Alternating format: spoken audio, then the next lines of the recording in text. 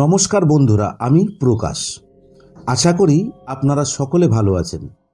যারা প্রথম থেকে আমাদের সঙ্গে আছেন বা পরে যারা যুক্ত হয়েছেন এবং এখনও যারা যুক্ত হচ্ছেন, তাদেরকে এক রাশি শুভেচ্ছা ও ভালোবাসা জানিয়ে শুরু করছি আজকের এই নিবেদন। আমি আগেও বলেছি, আমি নতুন। আমার গল্প লেখায় ভুল বা ত্রুটি হয়ে যায়, সেটা কমেন্ট করে জানাবেন। আমি আপনাদের সমালোচনা ও মতামতকে যথেষ্ট গুরুত্ব সহকারে দেখি। আমাদের বিশ্বাস, যারা ভালোবাসে বা যারা চায় আমাদের চ্যানেলটি আরও বড় হোক, তারা অবশ্যই আমাদের ভুল বা ঠিকগুলি উল্লেখ করে আমাকে সাহায্য করবেন। তাই আর কথা না বাড়িয়ে শুরু করছি আজকের গল্প। গত সপ্তাহে রক্তমাখা বন্ধনের প্রথম পর্ব শুনেছেন। গল্প পাঠে ও বিভিন্ন পুরুষ চরিত্রে আমি আপনাদের প্রকাশ, অন্যান্য চরিত্রে পপি ও তিতলি। আর একটি কথা, আমার অনেক বন্ধু আছেন যারা গল্প শোনেন অথচ চ্যানেলটি সাবস্ক্রাইব করেন না। তাদের বলবো, আমাদের পাশে থাকুন। আরও নতুন নতুন গল্প শুনতে এখনই সাবস্ক্রাইব করুন আমাদের ইউটিউব চ্যানেল স্টোরি ইন 003। আর কথা নয়, শুরু করছি গ্রাম বাংলার ভয়ঙ্কর ভূতের গল্প রক্তমাখা বন্ধন। আর শুনবেন গল্পের দ্বিতীয় বা অন্তিম পর্ব।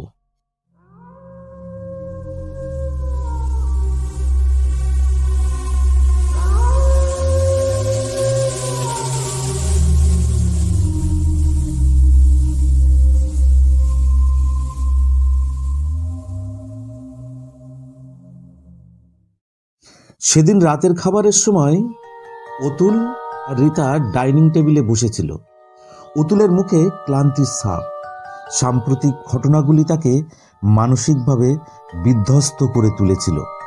রীতা চেষ্টা করছিল স্বাভাবিক থাকার, কিন্তু তার মনের গভীরে এক অজানা ভয় চেপে বসেছিল। গীতার আত্মা সত্যিই ফিরে এসেছে, আর রীতা এও জানে ও থামবে না। বাতাস থমথমে, নিস্তব্ধ রাতের মধ্যে অদ্ভুত এক অনুভূতি যেন ভাসছে। খাবার সময় হঠাৎ অতুল লক্ষ্য করল তার হাত থেকে চামচটা পড়ে গেল। সে নিচু হয়ে তুলতে গিয়ে দেখল মেঝেতে পড়া খাবার আস্তে আস্তে কালো হয়ে যাচ্ছে, যেন খাবারগুলি কে যেন মুহূর্তের মধ্যে পুড়িয়ে কালো করে দিয়েছে। তারপরেই কানের কাছে কে যেন ফিস ফিস করে বলল, অতুল, অতুল। অতুল চমকে উঠে দাঁড়িয়ে পড়ল। কে? কিন্তু চারপাশে কেউ নেই। তার সারা শরীরে কাঁটা দিয়ে উঠল। তার মনে হতে লাগলো যেন কোনো অদৃশ্য চোখ তার দিকে এক দৃষ্টিতে তাকিয়ে আছে। রীতা মনে মনে ভাবতে লাগলো, মনটা আজ কু ডাকছে, ভীষণ ভয় লাগছে আমার। সে আতঙ্কিত দৃষ্টিতে চারপাশে দেখল। ঘরের বাতিগুলি আস্তে আস্তে ক্ষীণ হয়ে আসছে, যেন আলোগুলিকে গিলে নিচ্ছে এক অদৃশ্য শক্তি। হঠাৎ সারা ঘর কেঁপে উঠল। জানলার বাইরে প্রচণ্ড ঝড় ও বিদ্যুৎ চমকানোর আওয়াজ হলো, আর তার সাথে মনে হলো কেউ যেন জানলার কাছে হাতের নখ দিয়ে আঁচড় কাটছে। অতুল এবার সত্যি সত্যি ভয় পেয়ে গেল। এসব এসব কি হচ্ছে? অসময় অসময় ঝড় উঠলো নাকি? কিন্তু আশ্চর্যের বিষয়, বাইরের আকাশ একেবারে পরিষ্কার। বাতাস নেই, গাছের পাতাও নড়ছে না। তবুও তাদের ঘরের ভেতরে ঝড় বইছে। বাইরে থেকে একটি স্বর শোনা গেল, অতুলের মুখ থেকে খাবারের গ্রাস পড়ে গেল। তার শিরদাঁড়া বেয়ে ঠান্ডা স্রোত বয়ে গেল যখন সে শুনল একটি মেয়েলি গলা ধীর ভয়ঙ্কর ঠান্ডা স্বরে ডাকছে। অতুল, আমার অতুল। এই গলার স্বর অতুল এক মুহূর্তের জন্য বুঝতে পারল। গীতা, অতুল কাঁপতে কাঁপতে উঠে দাঁড়ালো। না, এটা সম্ভব নয়। তুমি তুমি তো মরে গেছো। কিন্তু তার কানের কাছেই এবার আরো স্পষ্ট স্বর শোনা গেল। হ্যাঁ, আমি মরে গেছি, কিন্তু তুমি কি ভেবেছিলে আমি সব ভুলে যাব? অতুল অনুভব করলো তার শরীর বরফের মতো ঠান্ডা হয়ে গেছে। রিতা কিছু বলার আগেই টেবিলে রাখা কাচের গ্লাসগুলি প্রচণ্ড শব্দে ফেটে গেল। এক ঝলক ঠান্ডা বাতাস ঘরের ভেতরে ঘূর্ণির মতো ঘুরতে লাগলো। সেই বাতাসের মধ্যে গীতার ছায়া ধীরে ধীরে স্পষ্ট হতে লাগলো। গীতা দাঁড়িয়ে আছে, কিন্তু তার চেহারা আর আগের মতো সুন্দর নেই। তার শরীরের চামড়া আধপোড়া, চোখের কঠোর ফাঁকা, ঠোঁটের কোণে বিকৃত হাসি। তার সাদা শাড়িতে রক্তের দাগ লেগে আছে, পায়ের গোড়ালি মাটিতে নেই। সে ধীরে ধীরে অতুলের দিকে আসতে লাগলো। আর অতুল তখন ভয়ে পেছোতে লাগলো। না না, গীতা, আমাকে ক্ষমা করো। আমি আমি দোষী নই। সবাই রীতা করেছে। গীতা এবার হাসলো। কি ভয়ঙ্কর প্রাণ কাঁপানো সেই হাসি!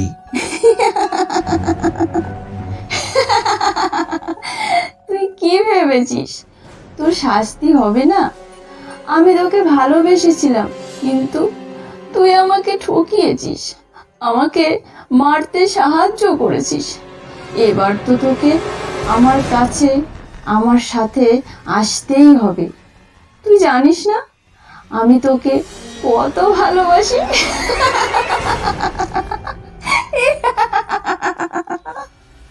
গীতা হাত বাড়িয়ে দিল, আর তারপর মুহূর্তেই অতুলের শরীর শক্ত হয়ে গেল। তার মুখ হা হয়ে আছে, চোখ দুটি বাইরে বেরিয়ে আসছিল। সে হাত দিয়ে নিজের গলা চেপে ধরলো, যেন সে শ্বাস নিতে পারছে না। গীতার আত্মা তার দিকে তাকিয়ে হাসতে লাগলো। তারপর এক অদৃশ্য শক্তি দিয়ে অতুলকে মাটিতে ছুঁড়ে ফেলে দিল। অতুল মাটিতে পড়ে কুঁকড়ে গেল। তার শরীর থেকে মটমট শব্দ হতে লাগলো। মনে হতে লাগলো কেউ যেন তার শরীরের প্রতিটি হাড় মট মট করে ভেঙে ফেলছে। তার মুখ দিয়ে ফেনা বের হতে লাগলো। শেষ মুহূর্তে সে দেখলো গীতা তার উপরে ঝুঁকে আছে, তার ফাঁকা চোখের কঠোর দিয়ে অতুলের দিকে তাকিয়ে আছে। গীতার অতুলের বুকের উপর উঠে বসলো। তার মুখ দিয়ে এক বিকট অশুভ গর্জন বেরিয়ে এলো। আর ঠিক তখন অতুল এক ভয়ার্ত চিৎকার করে উঠল। তারপর সে নিথর হয়ে পড়ে রইল। হঠাৎ সবকিছু থেমে গেল।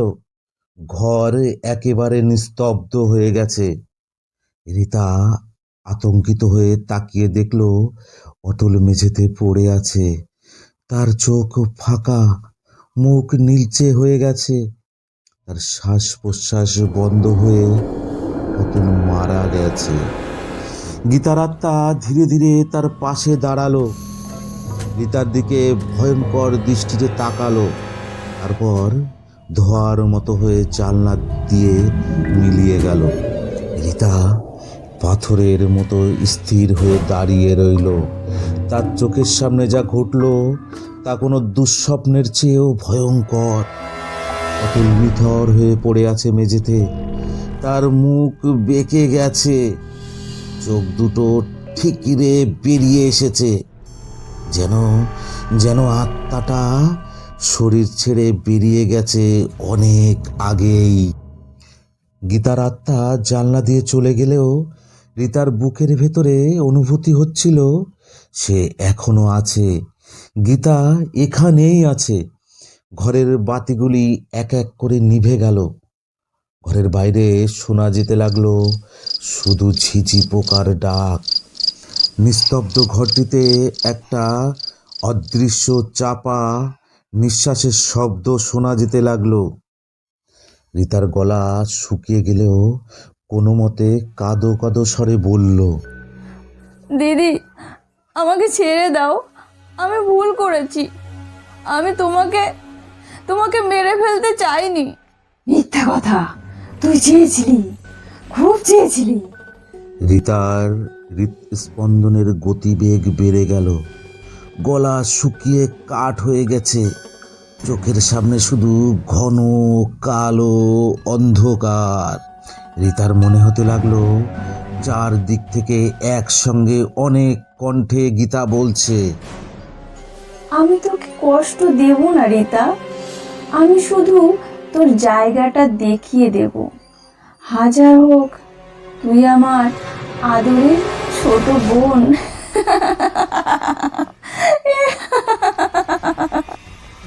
একটা হাড় হিম করা ঠান্ডা হাত ধীরে ধীরে রিতার কাঁধে এসে পড়ল।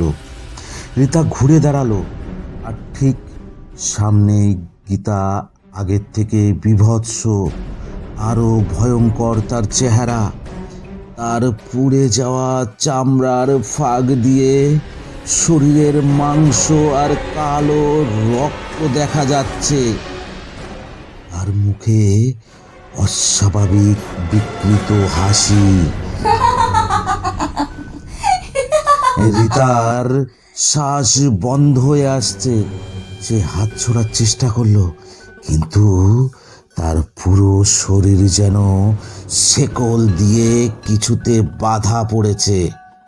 তার চোখের সামনে সব অন্ধকার হয়ে আসছে। গীতার মুখটা আস্তে আস্তে রিতার কাছে এলো। তুই জানিস মৃত্যুর পর কোথায় যেতে হয়? রিতার সামনে এক বীভৎস ভয়ানক দৃশ্য ফুটে উঠল। একটা বিশাল আগুনের কুণ্ডলী, চারপাশে শুধু চিৎকার, কোনো মুখ নেই, শুধু শত শত কালো হাত অন্ধকারের ভেতর থেকে বেরিয়ে আসছে। কেউ ছুটে যাচ্ছে, কেউ হাত বাড়িয়ে আকুতি করছে। রিতা চেঁচিয়ে উঠল, বন্ধ করো, আমি এ দৃশ্য দেখতে পারছি না। মরতে চাই না আমি, আমায় বাঁচতে দাও। তুই তো আমায় মেরেছিলি, এখন মরতে ভয় পাচ্ছিস? তোকে তো শাস্তি পেতেই হবে।